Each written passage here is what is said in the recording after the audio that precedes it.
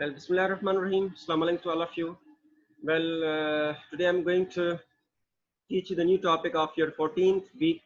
That is the paraphrase and its description. Now we have to see that what actually the paraphrase is. And then even though I taught you, especially in the campus, that what is the definition or even though what is the actual explanation of paraphrase and where do we use paraphrase, especially in your summary, in your pre-C writing or whatever. Clear? So that's why we use paraphrase. Now we have to see that what actually or what is the specific definition of paraphrase. Now let's have a look. Now what do you mean by the term paraphrase? Now paraphrase is basically the rewording of original paragraph. Means what we what we write, especially in our own words from the original paragraph. This is called the paraphrase. Likewise, if you see, if I just ask you that just go through the Falam book, Tika, and you have to paraphrase it. Means whatever is written, paragraph or whatever. So you have to paraphrase it in your own words. Means you just give a rewording. You're just trying to give the rewording of the original paragraph. Means you will collect the idea of from the original paragraph and you will write it in your own words. So this is called the paraphrase. Clear?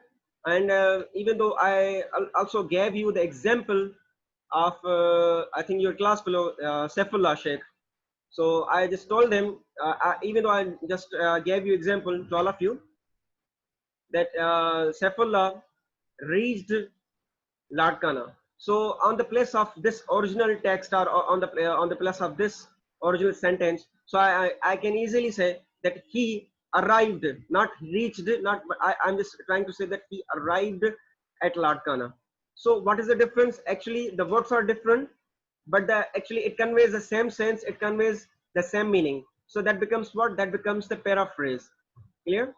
And now we have to see that what are the basic techniques through which we can do the paraphrasing. Now let's have a look on the next your slide. Now these are the specific paraphrasing techniques through which we can easily write in our own words. Or we are just whenever we are just trying to make some paraphrasing, so we have to use these kind of techniques. Now first of all, the first technique, that is your changing vocabulary, then changing word class, and the last at the least, changing word order. Now these are the three basic techniques of your paraphrase or paraphrasing. Now just go towards the first one, that is your changing vocabulary. Now what do you mean by this changing vocabulary? Means the words are same, means the words should be changed, but actually these words must convey the same meaning. If I just ask you that what is a synonym of known, definitely you will come to know and you will easily tell me the famous or the popular. And if I just ask you that what is a synonym of tasty, you will say delicious.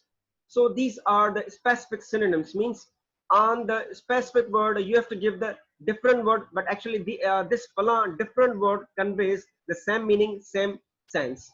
So that becomes what? That becomes the changing vocabulary. Means the words should be changed, but these words must convey the same sense, same meaning. Now the examples are already given to you. Now known. What do you mean by known in Sindhi language? We can say mashahur, sunyatal, yaniyal. But if I just ask you what is the meaning of famous, yes, of course it has the same meaning. It has the same meaning. Yanan, sunyatal, and mashahur. So that's why these are the changing words. These are the changed words, but they convey the same meaning. And even though, just take another example, tasty. Tasty means delicious as well. So they have the same meaning, they have the same sense, but the words are different. So that's why these are called as a changing vocabulary. Clear? Now the second one, that is your changing word class. Now changing word class means actually it shows the changing of your grammatical category. Likewise, if I just ask you now what is eating? Eating is a noun. Of course, eating is noun, because whenever we just try to give the three letters ing at the end of any word, so this becomes what? This becomes the noun. And whereas if you see the word eat, now that becomes a verb. So what is this? Actually, these are the word classes. Now sometimes whenever we are just trying to make the paragraph, So we have to use the paraphrasing techniques. So this is the second technique, changing word class. This is the second technique, that we have to change the grammatical category. Sometimes in a sentence or within the sentence, we see there is a noun. So whenever you're just trying to do the paraphrasing, so make you have to change the word on the place of noun, then you have to give the another word of your verb or conjunction or interjection. Means that actually that conveys the same meaning. These words convey the same meaning. Now eating is a noun and eat is a verb, so actually it conveys a little bit, there is a difference of grammatical category, but actually somehow it conveys the same meaning. Khan and khado or whatever, so actually some kind of, there must be the same meaning, there must be like slightly there is the same meaning, clear, but the words are different, there is a difference of grammatical category. So that's why we use changing word class. And the third one, that is your changing the word order. Now what do you mean by this word order? Now actually it shows a sequence, it shows a chronological order, it shows and simple language, yes, of course you can say sequence. Likewise, whenever we start from the first, then second, then third, then fourth, then fifth, then sixth. So this is called the word order, means we have to give the sequence to the sentences. Now the example is given, people enjoyed eating. Now this is a specific original text. Now what should be the changing word of paraphrasing?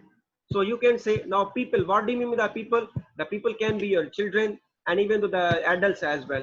So you have to give the sequence in a different way. So you have to give the word or words like well, children and adults on the place of people, and enjoyed.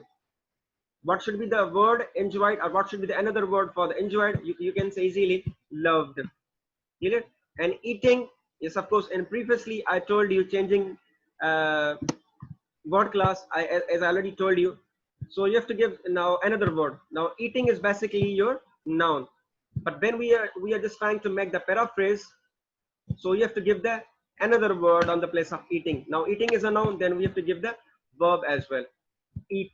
Children and adults loved to eat. So that becomes what? That becomes the word class. Now we have means word order. Means what we are supposed to do.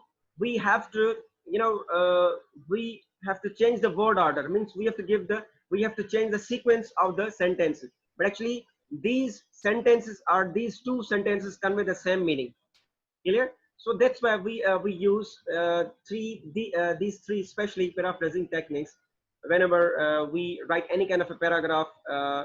Whenever we are just trying to make paraphrasing from the paragraph, so we have to apply these three techniques of paraphrasing. Now after applying these three categories or three techniques of paraphrasing, now let's have a look on the paraphrasing example. Now this is the original text and this is the paraphrasing text or paraphrased text. Now if you just see or have a look on the original text, that Willy Wonka was known throughout the world because the people enjoyed eating the tasty candy he made. Now if you see that, what should be the paraphrasing text? Now listen, even though the words are different, but they must convey the same sense, same meaning. Now just get the example from the paraphrasing text, that Willy Wonka was famous. Now in the original text it was written what? Known, but in the paraphrasing it is written famous. Clear? So that what actually what it becomes, that becomes what? The changing of vocabulary. Clear?